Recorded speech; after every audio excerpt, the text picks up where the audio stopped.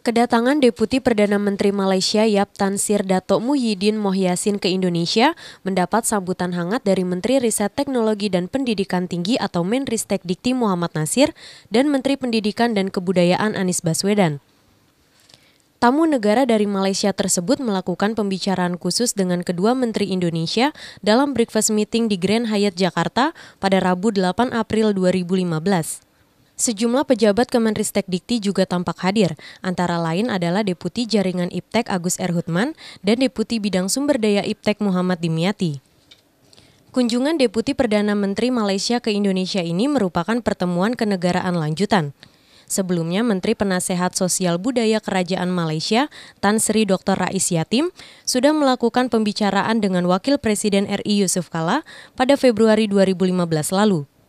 Menristek Dikti mengatakan pertemuannya dengan Deputi Perdana Menteri Malaysia untuk membahas isu budaya dan bahasa guna merekatkan kedua negara.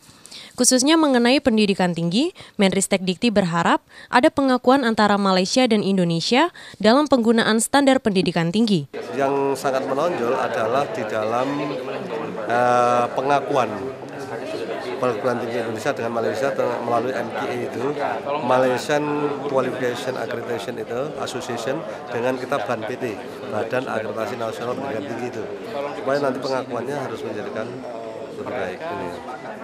Jadi nanti kalau ini kualitas ya bisa kita naikkan semuanya supaya penguakan itu. Yang paling sangat penting adalah bagaimana bahasa Indonesia kita bawa di bahasa komunikasi internasional di Asia Tenggara khususnya. Harapan saya adalah ada suatu pengakuan di pendidikan tinggi, ya, ada pengakuan antara Malaysia dan Indonesia tentang pendidikan tinggi kita itu. Jadi Indonesia juga mengakui apa yang ada di sana. Nah, kita harus membuat standar, yaitu yang melalui di Indonesia ada BAN-PT itu.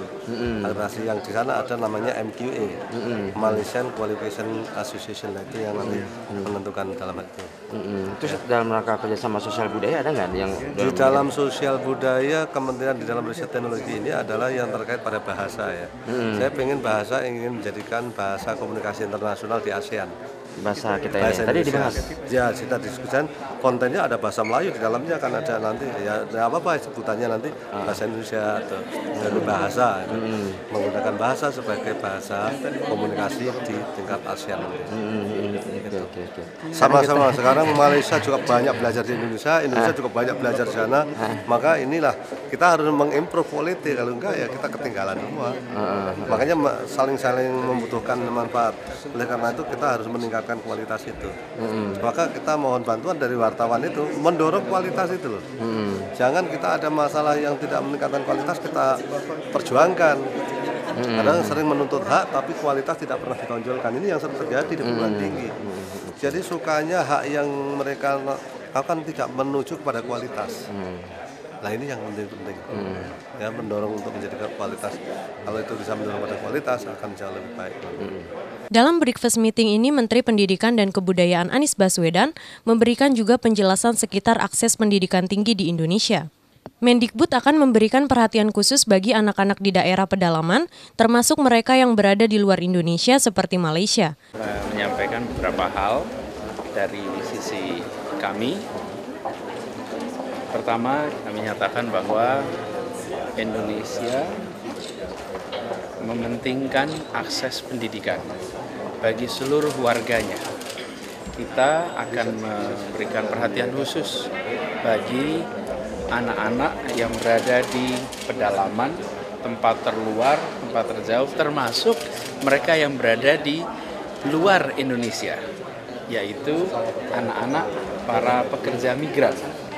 Jadi yang di Indonesia maupun yang di luar. Nah, anak-anak yang bekerja migran itu ada di Malaysia. Nah, kita menyampaikan bahwa kebijakan kita tidak menginginkan ada dua generasi migran worker seperti ini.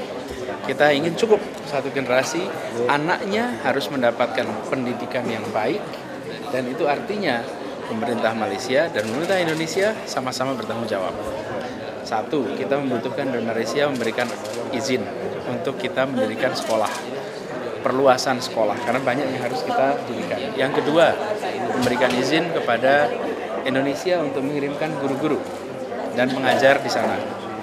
Yang ketiga, memungkinkan bagi anak-anak kita akan membangun sekolah berasrama di Pulau Sebatik, dan di situ ini salah satu percontohan di mana anak-anak para buruh Malaysia bisa belajar di sekolah ini, tinggal di situ, nanti kalau weekend kembali ke tempat mereka tinggal.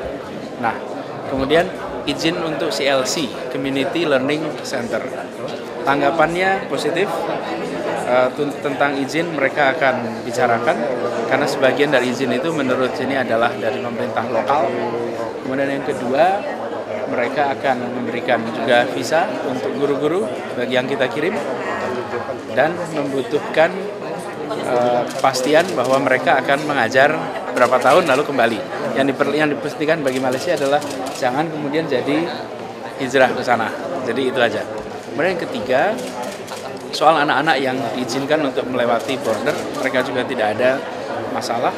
Lalu soal pengembangan sekolah, kita udah ada sekolah di kota Kinabalu, dan kita ingin expand di situ, dan mereka menyatakan siap untuk membantu dengan pemerintah daerah, karena izinnya ada di pemerintah daerah, bukan di pemerintah pusat, tapi mereka akan membantu itu.